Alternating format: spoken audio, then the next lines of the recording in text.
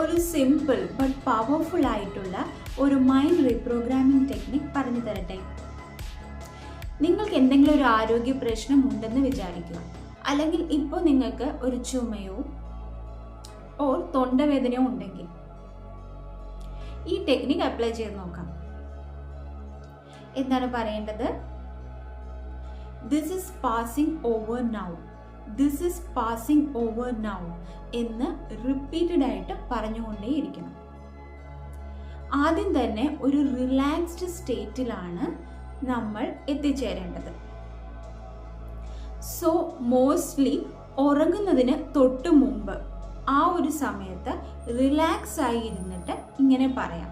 Because ഉറങ്ങുന്നതിന് തൊട്ട് മുമ്പായിരിക്കും sub conscious mind ഏറ്റവും ആക്റ്റീവായിട്ടുള്ള. അതുപോലെ തന്നെ രാവിലെ എഴുന്നേൽക്കുമ്പോഴും സബ് കോൺഷ്യസ് മൈൻഡ് വളരെയധികം ആക്റ്റീവായിരിക്കും.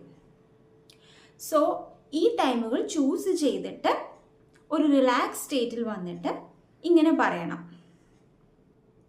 ഈ വീഡിയോ നിങ്ങൾക്ക് ഇഷ്ടപ്പെട്ടെങ്കിൽ ഷെയർ ചെയ്യുക, എൻ്റെ വീഡിയോ ലൈക്ക് ചെയ്യുക and subscribe to my channel.